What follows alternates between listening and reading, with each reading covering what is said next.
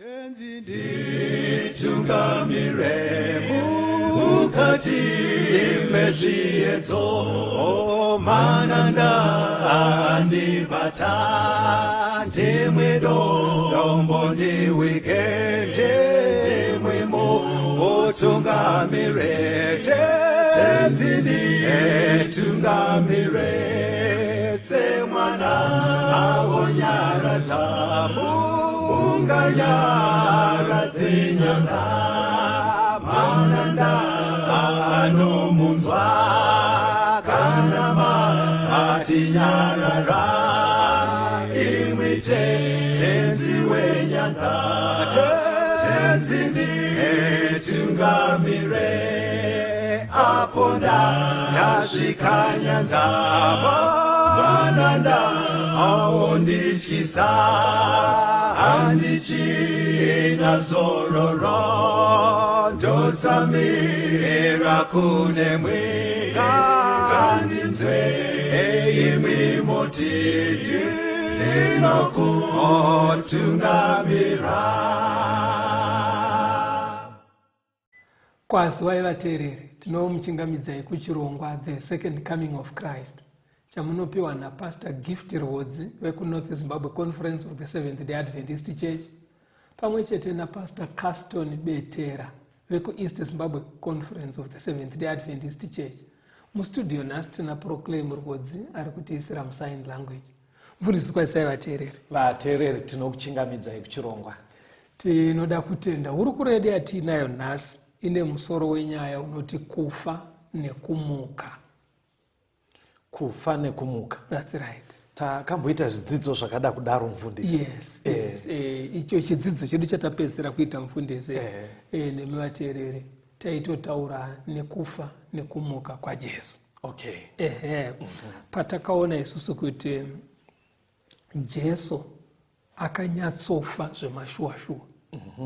Pakudzidza kwatakaita matsamba esa ataiverenga mubhaibheri akaburitsa pachena kuti kana zvinzi Jesu akafa akanyatsofa kufa chaiko chaiko zvekusara pasina kana doubt. Okay. Because paya takanzwa kuti Pirata akashamiswa akatotumira nhume kunobvunza musoja anga aine experience yekuona vanhu vachifa akatoudzwa kuti afa zveshuwa-shuwa. Alright. Saka Jesu akanyatsofa zveshuwa-shuwa. Saka ndopatoda kuti tinotangira ipapo. Okay. Tigozotambanudza tichibva ipapo. Alright. Andei pana John chapter 19 verse ndeya 30 tiverengere munhu waMwari. John 19 verse 30. Zvino Jesu akati agamuchira vhiniga akati zvapera, akakotamisa musoro wake akapa Mwari mweya wake. Iverengei pamwe chete naRuka 23 verse ya 46. Luke 23 verse 46.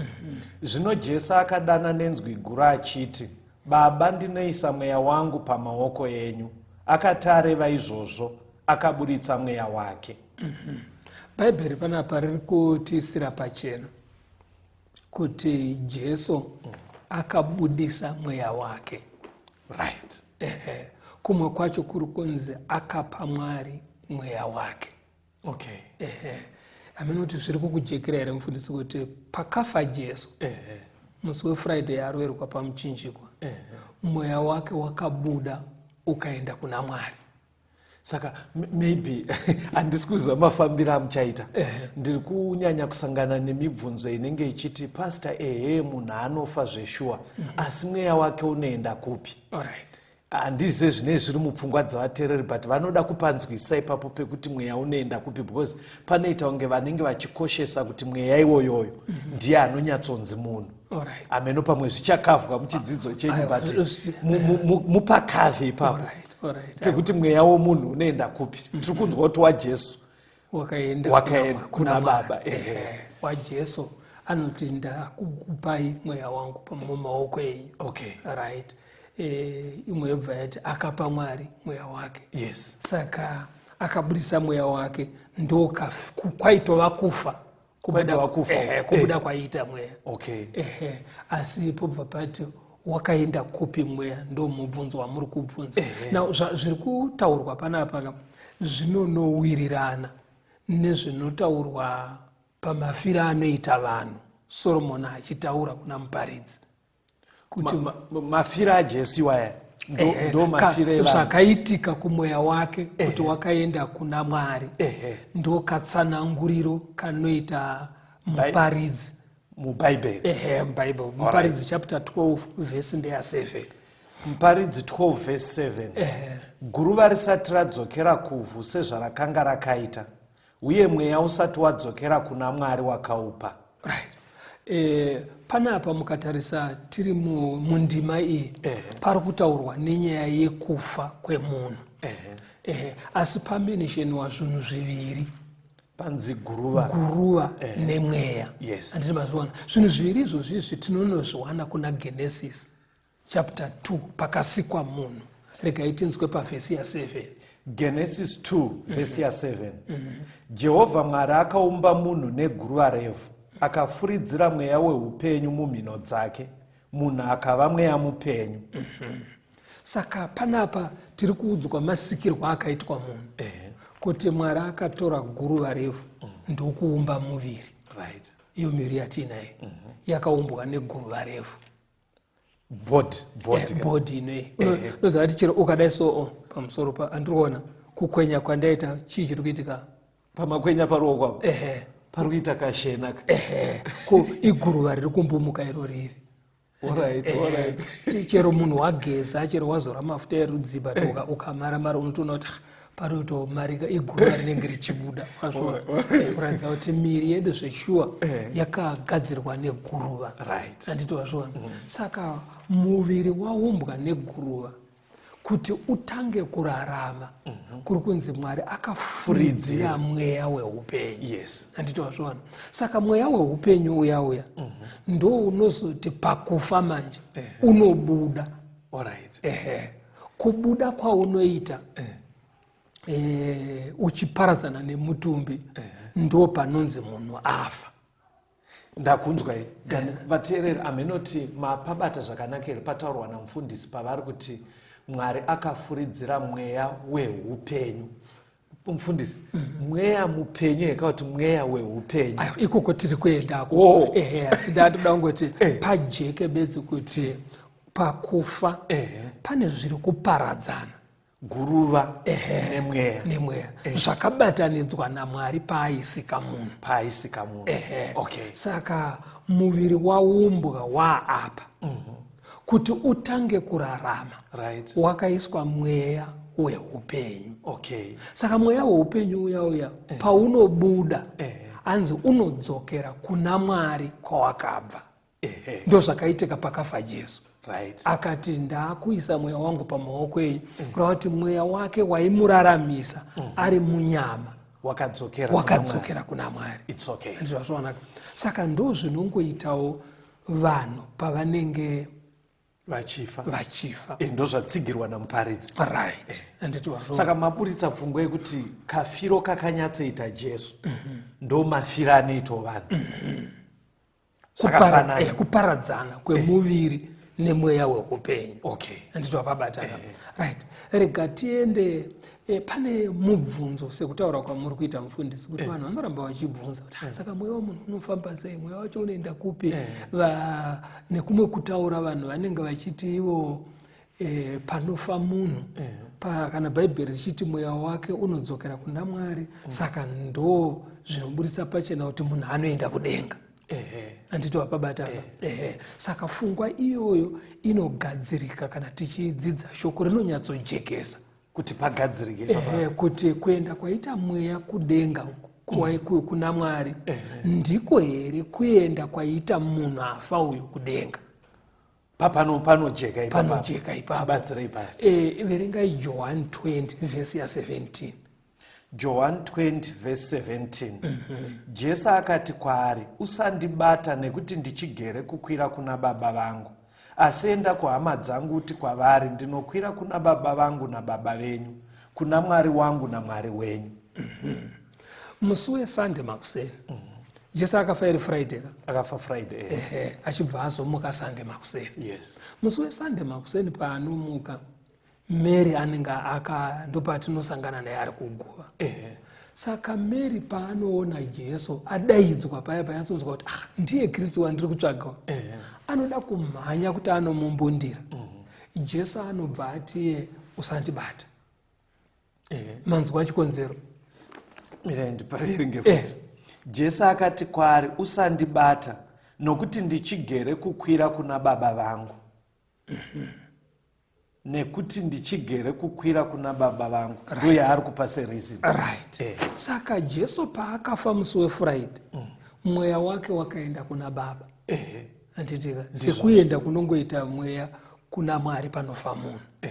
Musi weSunday mweya uya wadzoka wabatana nemuviri. Jesu anoti handisati ndaenda kuna Baba. Saka enda unoudza hama dzangu kuti ndakumboenda ndozouya ndosangana navo. Aiwa mama jekesa. Pari kujeka. Wanzwa kuti kudini. Aiwa ndaona zvawabata kamaita muchitsanangura vateereri ameno kana tiri kufamba tese kuti Jesu paakafa neFriday mweya wake wakaenda kuna Baba. Musi weSunday paamuka mweya iwoyo wadzoka wabatana nemiri amuka. Ari kuti kuna Mary ndichigere kukwira kuna Baba. Saka inini zvandabata ndezvekuti pakaenda mweya kuna Baba paakafa neFriday, handiko kwatingati kuenda kwaJesu kudenga. Wabata. Saka chinoenda kudenga mweya weupenyu. Right. Mweya weupenyu uyu chinoda kuti chijeke. Haasiri yemunhu.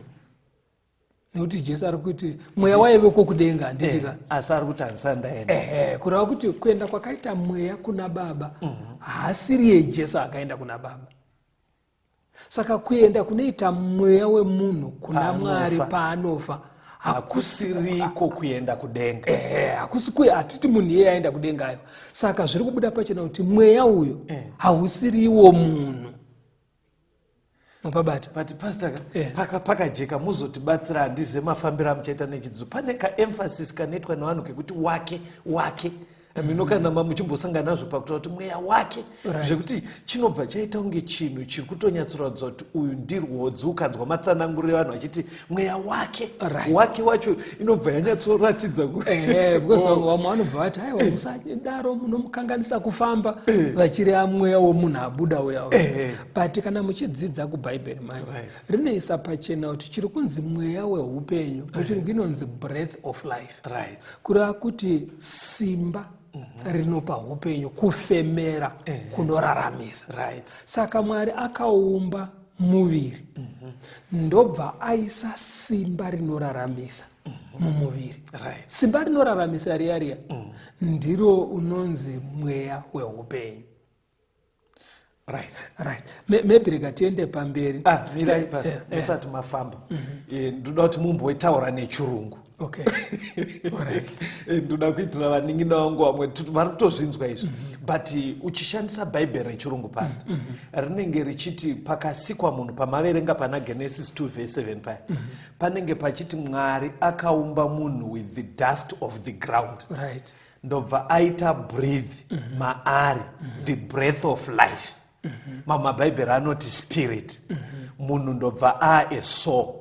Kana kuti living soul, kana kuti human being, kana kuti living being. Saka pane pachibuda pfungwa yekuti body plus spirit is equal to a soul. Ndo pfungwa inenge ichibuda.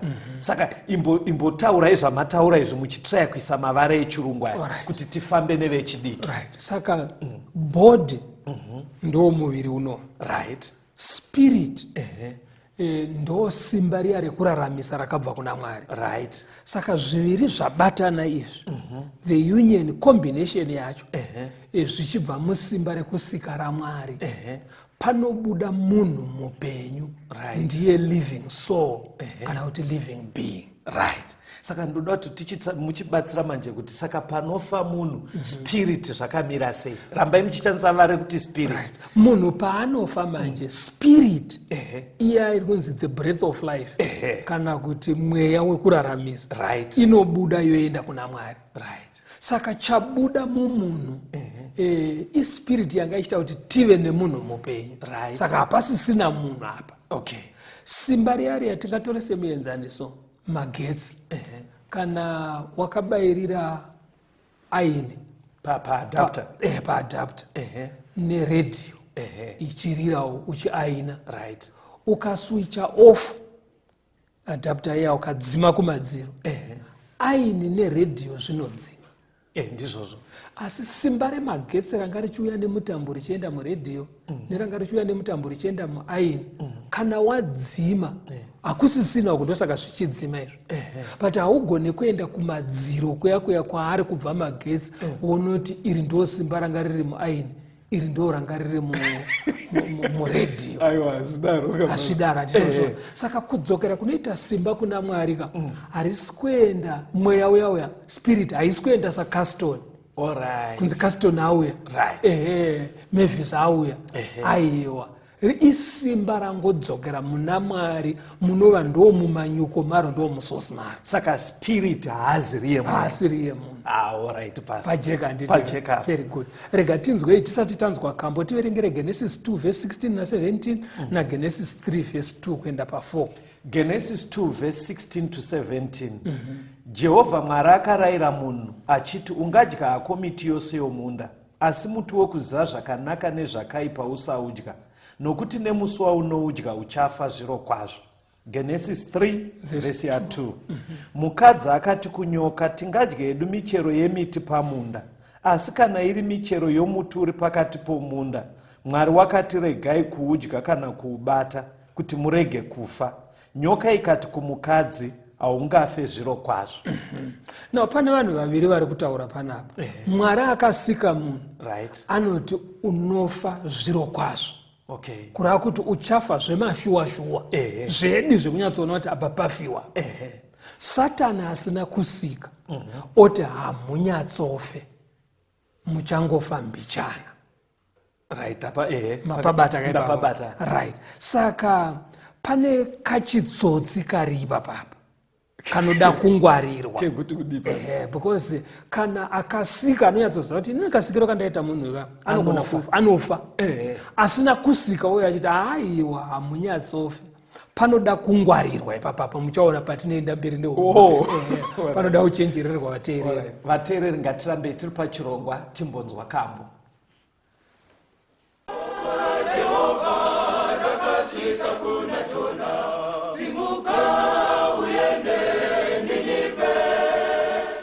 Wanga waenda kuna Jesu here, wasambwa muropare nyenye, unosimbira muto wake here, wasambwa muropare nyenye, wasambwa muroparo here nyenye, moyo wako wakachena oyere, wasambwa muropare nyenye, unofamba naye mazuva ese, wasambwa muropare nyenye, unozorora kuna Kristu here, wasambwa muropare nyenye,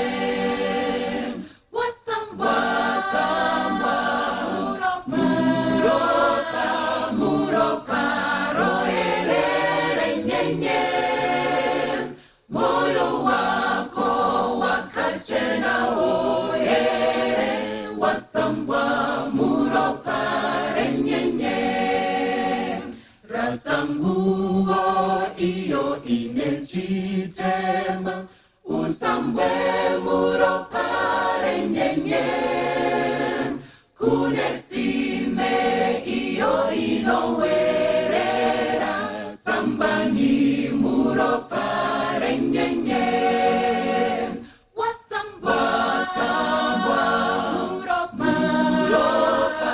muroparo erere nyenye, moyo wako wakachena oyere, wasambwa muropare nyenye, wasambwa muroparo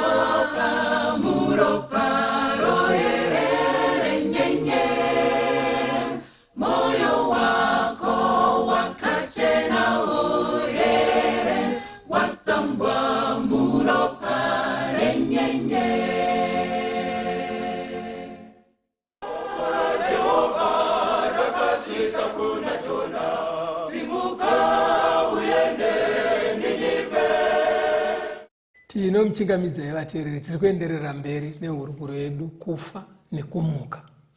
Mufundisi vanga vapedzisira vachitsanangura kuti Mwari akasika vanhu akati munhu anonyatsofa, asi Satani ndobva ati munhu haanyatsofa.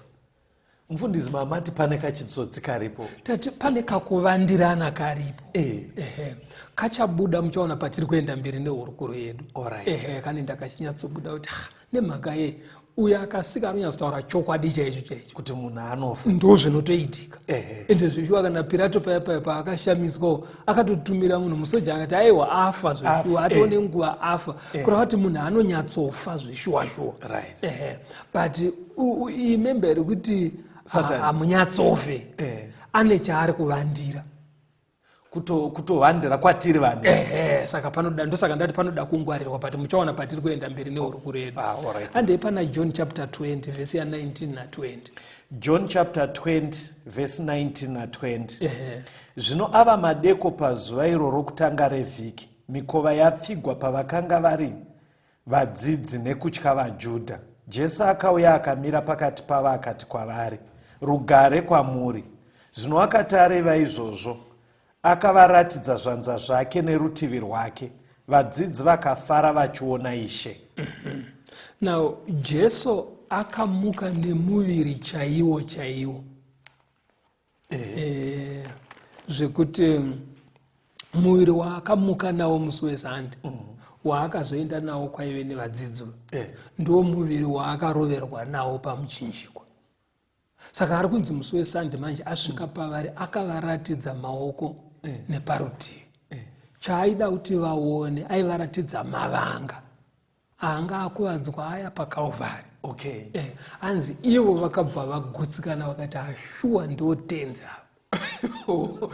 Saka akasaradza mavanga angonongoita kunge mumwe munhu akafanana naye. Hakuna kusvika munhu akafanana naJesu kuvadzidzi ayo. Kwakasvika iye chaiye, vakatomuziva nemavanga ake paKalvari. Saka muri kuti bhodhi yekukuvadzwa musi weFriday ndo muviri waakamuka ainawo. Handiti wasvona. Now inonoita sekudzokorodzwa futi pana Luka 24, verengai verse 33 kuenda pana 43. Luke 24 verse 33. Vakasimuka nenguva iyo vakadzokera Jerusarema, vakawana vane 11 nevaiva navo vakaungana. Ivo vakati, Ishe wamuka zviro kwazvo, waonekwa naSimoni. Vakarondedzera zvakaitika munzira uye kuti wakazikanwa navo sei pakumedura chingwa. Vakati vachataura izvozvo, akamira pakati pavo amena akati kwavari, rugare ngaruve nemi. Asi vakavhunduka vakatya kwazvo, akati zvimwe vaona mweya. Akati kwavari, munomanikidzwa neiko? Mifungo inomukireiko mumwoyo yenyu? Tarirai zvanza zvangu netsoka dzangu, kuti ndini ndimene. Ndibatei muone, nekuti mweya haune nyama nemapfupa sezvamunondiona ndinazvo ini. Vakati areva izvozvo, akavaratidza zvanza zvake netsoka dzake. Zvino vakati vachigere kutenda nekufara kwavo, vachashamiswa, akati kwavari, mune zvekudya pano here?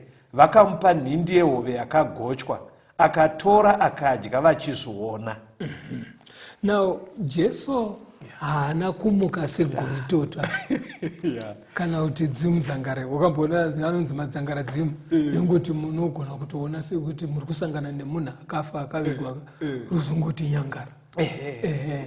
Chinhu chacho chodisappear. Ndaidzinzwa nyaya idzodzo dzaitaurwa stereki. Zvichireva kuti anenge asiri munhu chaiye. But Jesu panapa zviri kunatsobuda kuti akamuka ari munhu chaiye. Ende ari kutoti kwavari, handisi mweya ini, handisi goritoto. Tarisei mune zvanza zvangu izvi, mutarise netsoka dzangu, achivaratidza mavanga pekuroverwa pamuchinjikwa. Tarisei maronda emusi weFriday. Saka handisi goritoto ayo. Handiri kuona kureva kuti Jesu paakamuka aka haana kumuka uri mweya, yaitova bhodhi chaiyo. Saka Tomasi akazoti, ini ndototenda ndanyatsoona, ndabata mavanga. Ende pavakazosangana akanzi, Tomasi, uya uzobata, akauise ruoko pavanga, usagare usingatendi.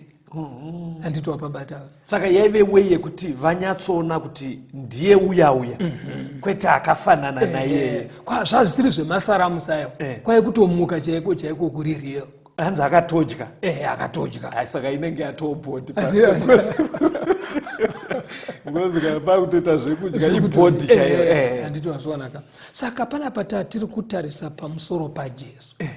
Kafiro kaakaita, right, akanyatsofa zveshuwa-shuwa. Kamukiro kake akanyatsomuka zveshuwa-shuwa. Ende achimuka nemuviri iwo wacho waakafa nawo. Handiti wazvaonaka. Reka tiende pamberi manje nenyaya yedu. Toda kuti tiverengere mufundisi kuna Mabasa 24 vhesi ya15. Mabasa 24 vhesi 15. Ndine tariro kuna Mwari iyo yevanotendawo vamene kuti kuchavapo kumuka kwevakafa, kwevakarurama nevasakarurama. Zviri kutaurwa panapa napo ndezvekuti ndine tariro imwe chete inowanikwa mune vamwe vatendi. Zvajeka wokuti tariro yaainayo yaitovo tariro yaive mune vamwe vatendi nguva iyoyo. Ndo zvairi kureva. Tariro yacho ndeyekuti kudii? Yekuti kuchavapo kumuka kwevakafa, vanotenda nevasingatendi. Pastor, ndikuona maakuisa nyaya yekumuka, resurrection. Right. Pfungwa iyi inofambidzana zvakadii neyandatanga kutaura iya yekuti panofa munhu pane pachinzi mweya wake watoenda kudenga. Right. Ipfungwa dzimwe chete here kana kuti zvichajeka? Zviri kujeka, ndo izvozvo. Zvikasara zvisina kujeka, chidzidzo chedu chinenge chisina kunyatsobuda zvakanaka. Zvese izvo zvinofanira kusara zvaita clear. Ndo chinangwa chekudzidza. Saka vatendi vanotarisira kumuka kwevakafa. Munoza muri kundikata henyuka. Pfungwa yandoda kuburitsa pastor hameno kwamuri vatendi. Pane paya pekuti munhu akashayika, panogona kutotaurwa nekachirungu kekuti he has been received to glory. Atokumushana baba losiri kunoku but iye atokumushana baba. Saka pfungwa yamakutaura pastor yekumuka hamusuda kurivhesa here? Nyaya yekuti kana wabvunza mubvunzoka ukanzwa ndati ndo zviri kuunojeka muchidzidzo, usarambe uchita sekunge ndine hudofo pakuteerera mibvunzo yako. Ndiri kunyatsokuizwa mibvunzo yako. Saka hatifambei pamwe chete. Kana tazopedza zvisina kupitirwa kuzoti aiwa mukoma majamba paya. Alright, pastor, it's okay. Handei kuna Mateo 27. Mateo 27. Vhesi ya 50 kuenda pa 53. Mateo 27 vhesi 50 kusvika pa53. Zvino Jesu akadanidzirazve nenzwi guru akarega mweya wake. Ipapo tarira, chidzitiro chetemberi chakabvaruka nepakati, kubva kumusoro kusvikira pasi. Nyika ikadengeneka, mabwe akatsemuka. Mabwira akazaruka nemitumbi mizhinji yevatsvene vakanga vavete yakamutswa. Vakabuda pamabwiro iye amuka, vakapinda muguta dzvene vakaonekwa nevazhinji. Right. Vhiki rakafa Jesu, Bhaibheri rinoripota kuti kune vanhu vakamuka, vatsvene. But wanyatsobata here kasona kuti pari kunze pakaita kudengenyeka kwenyika, earthquake here. Hanzi makuva akavhurika. Anditika. Right. Mitumbi yaive yevatsvene yaive mumarinda, hanzi vakamuka, vakabuda mumabwiro. Saka panapa pari kutaurwa nenyaya yekumuka kwevakafa. Kumuka uku kwakaitikira kumakuva kwavakanga vakavigwa. Ende vamuka, mitumbi yavo yakabuda mumakuva. Kurava kuti kana Bhaibheri enda futi pana Mateo 28 unzwe. Mateo 28. Uverenge vhesi ya 5 na 6. Mateo 28 vhesi 5 na 6. Zvino mutumwa akapindura akati kuvakadzi, musatya imi, nekuti ndinoziva kuti munotsvaka Jesu wakanga aroyerwa pamuchinjiko. Haapo pano nekuti wakamuka sezvaakareva. Uyai muone pakanga pavete Ishe. Jesu paakamuka musi wesande, vakadzi vaiva vachienda kuguva vakasvikowana murinda muine ngirozi. Ngirozi ikati haamo muno,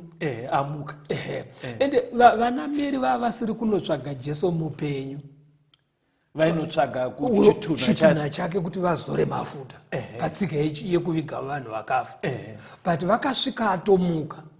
Saka ngirozi yakuti haasisipo pano, ndosaka mutumbi wake usimo muno mundaamuka haasisipo.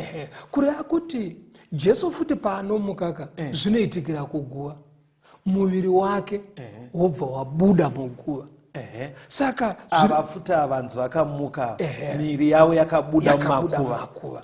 Saka vateereri, nyaya iri kujeka panapa ndeyekuti kana munhu achinzi amuka, panga paine mutumbi wake haufaniri kuwanikwa uripo. Nekuti kumuka kudzoka kwesimba reupenyu riya, mweya uya spiriti iya yakaenda kuna Mwari pakufa, inodzoka yoswikoita reunite nemuviri, zvinosvikobatana, ndokunzi munhu amuka. Andimapabataka. Then kana zvadaro taane munhu mupenyu adzoka zvakare pakati pevapenyu. Saka ndozvinonzi matauriro amaita manje pastor, muri kubva maita kuti zviite unge zvikuru kuti muri kuti pavanhu vese vari kufa hapana ari kudenga. Matsanangura muri kuita because pamuri kuramba muchitsimbidza meno vateerera kuti muri kuzvinzwa sei. Pastor ari kuramba achitsimbidzira kuti nyaya yekumuka inofanira kuitikira kumakuva, paive nemutumbi unofanira kumuka. Saka chokwadi chiripo ndechekuti mitumbi mimwe iri kutoora iri mumakuva haisati yambobuda imomo. Saka pastor muri kubva manoita kuti zviite kunge zvinonzi hakuna vari kuenda kudenga. Mira verenga ndima mbiri idzi, John 5 verse 28 na 29, ugozoverenga Mabasa 2 verse 29 na 34. John 5 verse 28 na 29. Musashamiswa naizvozvo, nekuti nguva inouya nayo vose vari mumabwiro vachanzwa izwi rake. Vachabuda avo vakaita zvakanaka kukumuka kweupenyu, avo vakaita zvakaipa kukumuka kwekutongwa. Uri ipapo pari kunzi ipo vakafa vachamuka. Vese vakafa vari vatsvene nevakafa vasiri vatsvene. Zvikanzi vatsvene vanomukira kuti vaone upenyu husingaperi, vasiri vatsvene vachimukira kutongwa. Saka vanhu vese vachamuka. Andimapabataka. Ende tanzwa isusu kwatiri kubva nenyaya yedu kuti chinonzi kumuka chinoinvova futi mutumbi uri muguva. Kureva kuti vanhu vachamuka nemitumbi yavo sekamukiro kakaita Jesu. Chiverenga pana Mabasa unzwe pafungwa yauri kutaura iwo. Mabasa 2 verse 29 na 34. Mabasa 2 verse 29. Varume hama, ndingakuudzai pachena zvateteguru Dhavhidhi kuti vakafa vakavigwa, wiro hwavo huri pakati pedu kusvikira nhasi. Verse 34. Nekuti Dhavhidhi haana kukwira kudenga, asi unoti amene, Ishe wakati kuna She wangu. Panapa pari kunzi David aiva mutsvene waMwari, anotonzi naMwari shamwari yangu. Anditika David hanzi paakafa akavigwa muguva, guva rake richiri pano pasi kusvika nhasi. Verse 34 yobva yati David haana kuenda kudenga paakafa. Saka vatsvene vese vakafa kare, hapana akaenda kudenga kubatanzira nana David, vachirimo mumakuva. Munozwa kuti chipastor zviri kujeka, zviri kutaura Bhaibheri, but confusion iri kutouya kwamuri vafundisi. Because zvamuri kudzidzisa apa hamudaro manje tomboti pane nhengo yesangano yenyu yafa, kana kuti mumwe wenyu wevafundisi afa. Panofa mumwe wenyu kana kuti vamwe vakadaroka, amugashire pfungwa iyi. Munoita kuti tisare tichifunga kuti nekuti maamuri mufundisi matoo kudenga. Zvakadaro zvekuti dzimwe nguva munogona kutoti vanhu vakaungana panhamo, munenge muchitoti he is now in glory, asi mutumbi usati watovigwa. Ndo patamboti paya muchikamu chekutanga mirai pastor, ndo pandiri kuti munosiyanisirei zvamunotaura panyatsofiwa nezvamunotaura muri mustudio. Mukunzwa nyaya yangu yandirika. Ndiri kukunzwa kastori, but ndiri kuti dai Mwari vakatiregerera titi zvatinodzidzisa ndo zviri kutaura Bhaibheri, ndo zvatinorarama. ipapo dai Mwari vakatibatsira. Alright. Chiri kubuda pachena panapa uri kuona kuti pane kuvandira kwatambotaura muchikamu chekutanga. Pamati Satani paakati munhu haunyatsofa. Satani paaiti vanhu hamunyatsofa. Iye zvinezvi zvinoona anogona kuti kuvanhu munhu atoenda kudenga. Unzwa vanhu vachitaura vachidaro. Paafa. Kureva kuti mupfungwa mevanhu iyoni uchinzi haana kunyatsofa, angofa mbichana zvekugona kuenda kudenga. Chinofa mutumbi. Zvoita kunge munhu chaiye ane kwatoenda. Right. Yeti Bhaibheri rinoti kufa chaiko munhu utoenda pachimiro chekusara asina chaanoziva. Right? Mweya wake unogara naMwari. Asi kozoita kumuka. Kana munhu akumuka, hanzi kumuka chaiko makuva achitovhurika, miviri yotobatana nemweya uya.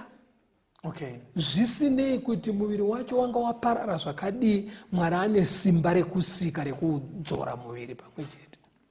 Anditika verenga tisati tanzwa kambo zvakazarurwa 20 vhesi ya4 kuenda pa6. Zvakazarurwa 20 vhesi ya4. Ipapo ndakaona zvigare zveushe vakagara pamusoro pazvo, vakapiwa simba rokutonga. Ndikaona mweya yavakanga vagurwa misoro nekuda kwekupupura kwaJesu nekweshoko raMwari, nevose vasina kunamata chikara kana mufananidzo wacho, vasina kupiwa chiratidzo pahuma dzavo naparuoko rwavo. Vakararama vakabata ushe pamwe chete naKristu makore ane 100. Vamwe vakafa havana kurarama kusvikira makore ane 100 apera. Ndiko kumuka kwekutanga. Munhu une mugove pakumuka kwekutanga wakaropafadzwa, mutsvene. Rufu rwechipiri haruna simba pamusoro peivava, asi vachava vaprista vaMwari nevaKristu. Vachabata ushe pamwe chete naye makore ane 100. Right. Nyaya tiri kufamba nayo iri kuti vanhu vese vakafa vachamuka, vatsvene nevasiri vatsvene. Asi havasi kumuka musi umwe chete vese. Ndima iyi yati vatsvene vanomuka pari kuuya Jesu. Right. Mirai pastor. Apa patoita imwe nyaya ndine mibvunzo yakati wandei. Yandinayo mirai timbonzwa kambo. Alright.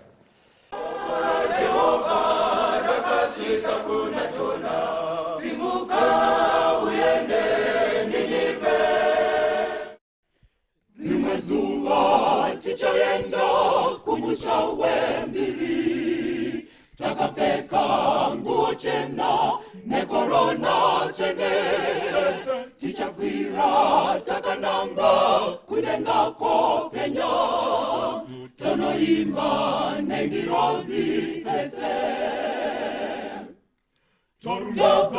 Toimba haleluya, Isu toimba zitara tawedenga iengarumbidze nekusinga peri. Haleluya. Tichafara kumuona mununuri wedu, nemavanga emawoko nefumbo padivi. Tichaziva nezverudo rwakatinunura, tonoimba nekusinga peri. Toimba haleluya, Isu toimba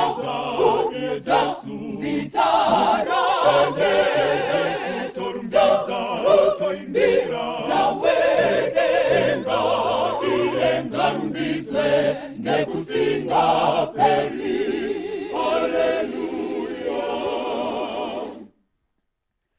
Hama yangu gadzirira kusangana nashe, zviratidzo zvotiudza iye ave pedyo, ndizvo tigozorumbidza iye muponesi, kana tamugamuchira nasi.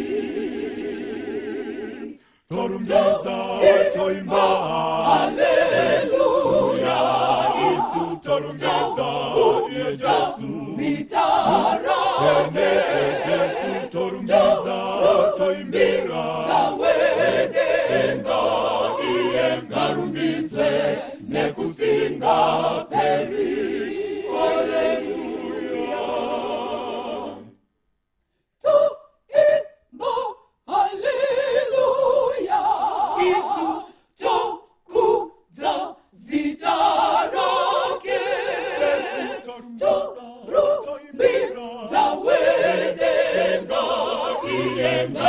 varumbidzwe nekusinga peri. Haleluya. Toimba haleluya. Isu tokuza zita rake. Jesu toimbira wenenga. Iye ngarumbidzwe nekusinga peri.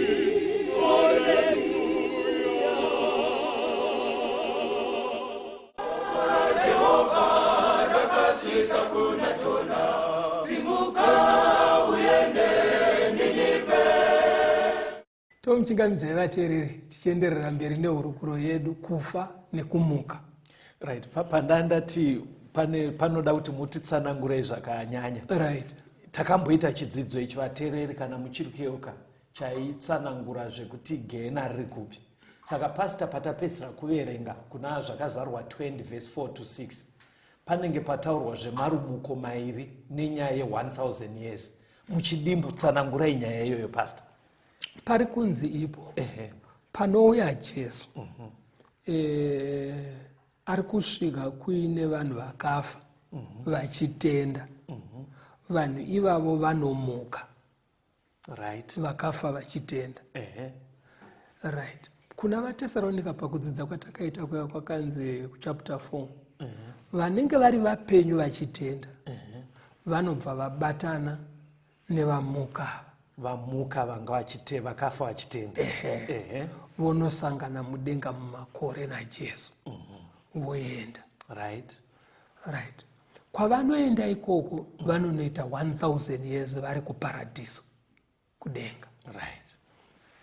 Vamwe vanga vakafa vasingatende hanzi nebhaibheri havamuke kusvikira 1000 years dzapera. Rega tinzwe manje rimwe boka revanowanikwa vari vapenyu asi vasingatende. Okay. Kuna 2 vaTesaronika 2 verse 8. 2 Thessalonians 2 verse 8. Verse 8. Ipapo iye usakarurama achaonekwa, iye uchaurawa naShe nemweya womuromo wake, achiparadza nekuonekwa kwekuuya kwake. Okay. Saka panouya Jesu will be destroyed with the brightness of his coming. Yes, anenge akafukidzwa nekubwinya kukuru nemasimba makuru. Right. Ndiwo anouraya vasiri vatsvene asi vari vapenyu. Alright. Saka vanofa vobva vanojoina chimwe chikwata chavo chakafa nofa asati auya. Okay. Voramba vakafa kusvikira panopera 1000 years. Okay. Panopera 1000 years ndo panzi vachazomuka. Alright. Ndokumbira ndimbosummarize right. Zvamataura izvi vateereri. Pari kunzipo panapa Jesu paanouya kunenge kuine vanhu vapenyu vamwe vakafa. Vakafa vachitenda vanobva vamuka vobatana pamwe chete nevapenyu vanenge vachitenda voenda kudenga vonogara kuparadhiso 1000 years naJesu. But pauya Jesu paya achivatora pane venge vakafa vasingatende vanoramba vakafa, kwoita vanga vari vapenyu vasingatende ivavo hanzi vachabva vafa vachaurayiwa nekubwinya kwake. Saka vanobva vasara vakafa vese. Mapoka mairi aya vanga vakafa kare nevapenyu vatadzi vanobva vafawo panouya Jesu voramba vakafa kwe1000 years. Padzinopera vanga vakafa vatadzi vaya vobva vamutswa. Ndopatakutangira. Chinda pana zvakazarurwa 20 verse 13 na 15 vatanzwa kuna John zvichinzi vakaipa vanozomutsirwa kuti vatongwe. Inzwa zvakazarurwa 20 verse 13 na 15. Zvakazarurwa 20 verse 13. Gungwa rikaburitsa vakafa vakanga vari mariri, nerufu neHadhesi zvikaburitsa vakafa vakanga vari mazviri, mumwe nemumwe akatongwa sezvaakabata. Verse 15.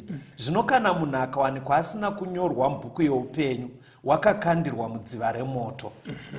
Now vanomutsirwa kuti vachitongwa. Yes. Andozvona. Yes. Unoona kuti vamwe vanoti kana akaita nyaya dzake otiza akaona zvakuda kuningirika vamwe vanobva vakomita suicide. Nyaya inenge isina kupera. Matare pano pasedzi mhosva ndo anogona kuvhara nyaya anokudzingirira kusvika paunofira. Kana wangofa madhoketi anobva avharwa. Alright. Asi madhoketi ekudenga haavharwa. Okay. After 1000 years munhu wese anomutswa. Vanga vakafa vaya vatadzi vaya. Kochiinzaniswa manje zviri mumarekodzi. Ningi uyu wakadai munhu wese osangana nemurango wake. Ndo pari kuzotaurwa nyaya yedziva remoto. Kunzi vanochikanduka mudziva remoto. Yagena kai. Ndogena manje. Alright. Obva vapiswa. Okay. Handiti wapabataka. Right, hatidzokerei tisusukidze nyaya yedu. Sorry pastor, ingopa mention handisuda kuburitsai muchidzidzo. Pavanopiswa apa, pane mukanero wokupiswa mbichana, wozonzi chimhanyai kudenga kune vamwe. Ameno atereri madzwabvunzere, mufundisi anoseka pandinoabvunzaka.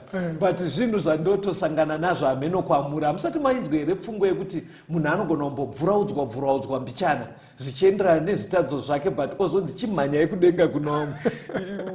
Apa hapana kubvuraudzwa munhu waMwari. Bhaibheri riri kunatsokuburitsa pachena kuti moto uyu kana uchiudzidza kuna Mateo 25 unonzi wakanga wakagadzirirwa kupisa Satani nengirozi dzake. Okay. Ende kana uchidzidza kuna Peter kunonzi moto uyu moto unopisa hanzi vachatsva nekusingaperi. Kuita madota chaiwo. Hanzi kushayirwa dota. Kushayikwa chinhu. Saka kapisiro kawoka ndokuti unopisa zvekuti hapana trace yekuti paimbova nechunhu. Hanzi muenzaniso wacho wakaitika paSodhomu neGomora, ndozvinotaura Peter. Ende paSodhomu neGomora zvinonzi akarohwa nemoto usingaperi. Kwete kuti uchiri kubvirana nhasi ayo. But kuti unopedza. Unopisa ka. Ende pawakarova paive neSodhomu. Wakapisa maguta nezvidhina nematomboka kusara pasina dota. Pakabva pacherwa gomba ndo pane Dead Sea nhasi. Saka ndokaparadziro keboto iwe. Saka kana uchinzi moto wegehena ka zvinonzi endai munoona zvawakaita paSodhomu.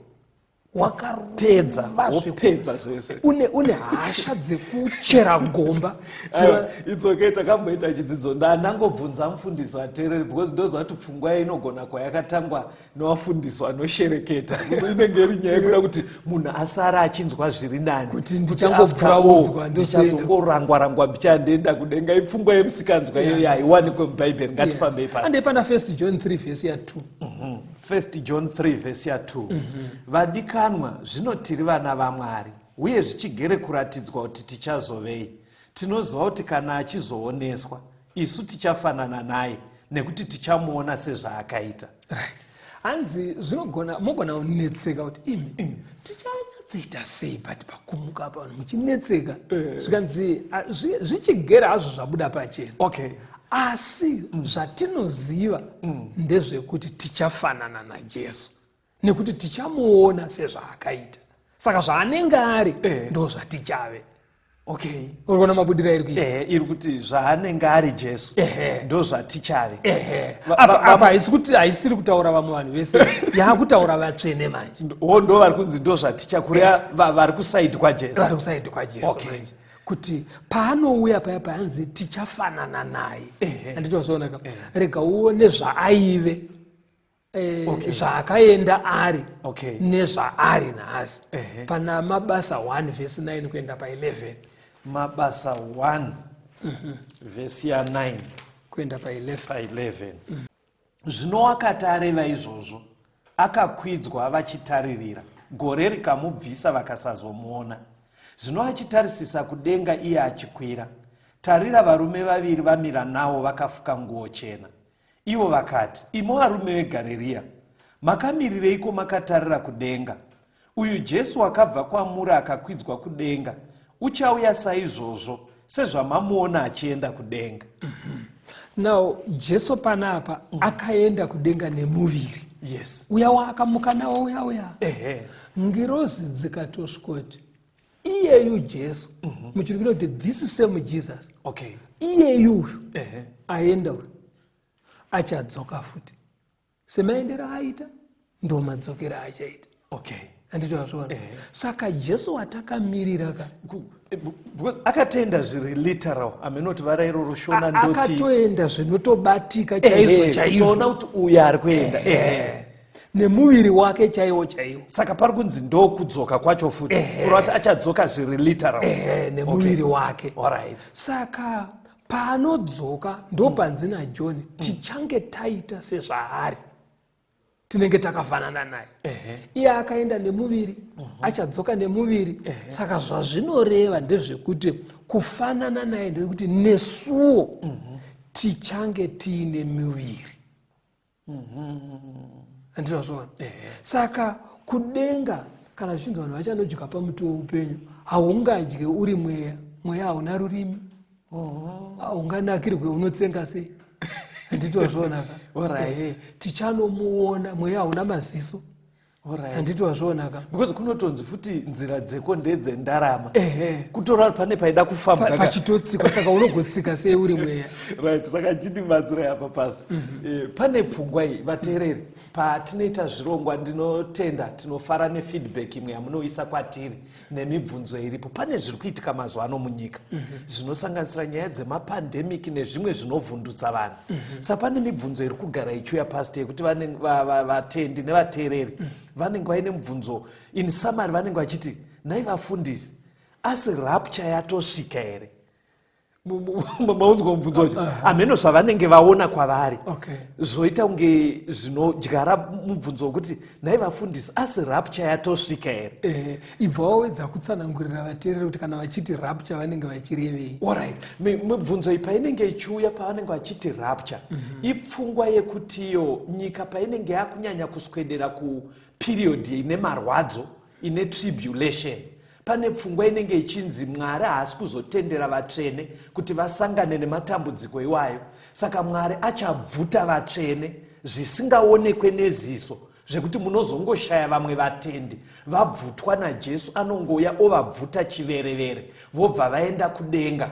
Then vatadzi ndo vachasara vachisangana nematambudziko epanyika, Jesu auya chiverevere abvuta vatsvene. Saka ipapapo ndo pandiri kuti nezvamataura izve kuti akaenda literal, Bible roti achadzoka literal, zvinotoonekwa kuti tingabatsirisa zvinomira sei. Inda pana vaFilipi 3 vhesi ya 20 na 21. Philippians 3 verse 20. Nekuti nyika yedu iri kudenga, uko kwatakatarira kuuya kwemuponesi Ishe Jesu Kristu. Iye uchavandudza muviri wekuninipiswa kwedu kuti ufanane nemuviri wekubwinya kwake, nesimba iro raanogonawo naro kuzviisira zvose pasi pake. Panapa pari kunzi isusu tiri macitizens ekudenga. Nyika yedu chaiyo iri kudenga, muchirungu inoti our citizenship is in heaven. Saka kureva kuti pano pasi tiri vaeni. Ndosaka uchimboona nyika pamwe pacho inombotibata rafu tiri kunzwa kuti hamuzive pano. Ukambona kuti nguva zhinji so nyika ine kaitiro kainotiita sokekuyatsiradza kuti muri vaeni panapa. Handiti wazvionaka.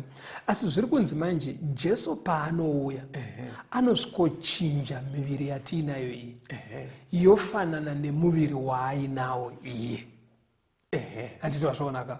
Obva atitora ochienda nesu kumusha kwedu chaiko chaiko. Handiti wazvionaka. Saka anodzoka. Zviri kutaurwa zvekuti chinja izvo zviri pana vaKorinde vekutanga 15. Enda unoverenga pa51 kuenda pa53. 51 to 53. Right. Tarirai ndinokuudzai chakavanzika, hatingavati tose asi tichashandurwa tose. Pakarepo nekubwaira kweziso nehwamanda yekupedzisira, nekuti hwamanda icharira, ipapo vakafa vachamutswa nekusaora. Nesu tichashandurwa, nekuti ichi chinoora chinofanira kufuka kusaora, nechichi chinofa chinofanira kufuka kusafa. Saka panouya Jesu manje ndo pari kunzi achachinja miviri yedu, akutipfekedza miviri yekuenda nayo kumusha. Saka kachinjiro kaanoita ndekuti anobvisa kufa mairi, kurwara, kurwadziwa, zvinobviswa zvese, topfekedzwa kusafa. asiri body related itori muviri chaiwo chaiwo amune muchiona kuti uyo ndicaston uyo ndisylvia uyo chitooneka asi tane sorry ndinda kutobvunza sizvo because vhesi ranga ratiudza kuti sezvaaive paakamuka nekuenda ndomiri hatichatora alright ine kuti wake muviri akangosimuka ndomasimukira hatichaita asi utori muviri uri solid right saka uri kuona kuti muhurukuro yedu mabuda pachena kuti kana zvichinzi tinofa kufa chaiko chaiko right munhu kwekusvika pachimiro chekusatomboziva kana kuona zviri kuitika panyika panapa kana zvichinziwo kumuka kumuka chaiko chaiko kwekutoti muviri wanga uri muguva ende vamwe vanobva kuti ako kana munhu akadyiwa neshumba mwari ane simba rekudzosa muviri iwoyo kuti udzoke because paakasika nyika inoika akaidana ichibva kwayakanga isiri out of nothing right. Saka hapana chinomutadzisa kudzosa muviri wambenge uripo zvisinei chero wakatsva nemoto chero wakanyunguditswa neasidi mwari anoudzosa saka kumuka chaiko chaiko saka zvemidzimu zviya zviya kungotambuka chitsotsi nasatani abukwe panonzi munhu amuka mudzimu handitozviona because mweya uri kuna mwari muviri uri muguva hapana chinodzokapo pane chitsotsi chiripo chinotoda kutoti vatende vatsvage kuti saka chii satani anenge achinyepera vanhu kuti abate pfungwa dzavo handiti wapabataka saka cherozve rapcha yaya wanga uchataura yaya hapana pairi kupinda apa yekuti munhu anongonyangarika unzi aenda kudenga but pavhesi ramapedzisira kundiverengesa maybe batsirai vateereri panzi sekubwaira kweziso handipo here panodya rakapfungwa kekungoti changoti totoshaya kunzi sekubwaira kweziso zviri kutaura kutambanuka kwepiriyodhi yacho zvikatora nguva yakadii umwe achichinjwa anga ari mupenyu pachibviswa rufu achita bhodhi umwe achimuka kubva muguva zvinotora asi zviya zvekuti mwari anenge achinonokera kuti akapisika mbodonha achikadzorera achikanamira aiwa ane simba rekuti anongodaidza zvobva zvangoitika ipapo that very moment. Saka kana ndakunzwai zvakanaka pane vari kundibvunza nyaya idzodzo dzerapture aminoti kupindura kuri correct here vateerere kuti nditi zviri kubuda mubhaibheri. Mubhaibheri munenge muri kudzidzisa resurrection chaiyo inomuka mutumbi, Jesu achitouya oonekwa sezvataura ngirozi pana mabasa 1 kwete kuti anoya kaverevere obvuta vanhu. Zvikadaro zvine zvaakuita kunge Jesu imbavha. Angagotyei kusikotitora naye vanhu vaMwari zvekuda kutiba chiverevere kudaro. Onekai vateereri vedu. Tinotenda vateereri, nguva dzedu ndo dzadyanana. Ngatisanganei muchikamu chinoteera. Tibatei panhare dzinotevera kuitira kuti tirambe tichikurukura nekuonesana nekujekeserana pane zvimwe zvinenge zvasara zvakawandika. 0774 651 181 0774 651 181 kana kuti 0716 452 086 0716 452 086. Mwari vave nemi, tisangane muchikamu chinotevera. Tenzi nditungamire mukati mezviedzo mananda andibata ndimwedo dombo ndiwikende ndimwimo otungamire tenzi nditungamire semwana awonyara tamu unganyara dzinyanga mananda anomunzwa kanama atinyarara imwite tenzi wenyanza tenzi nditungamire aponda ndasvika nyanza mananda aondityisa andichina zororo ndosamira kune mwika kandinzwe imwi motiti ndinokutungamira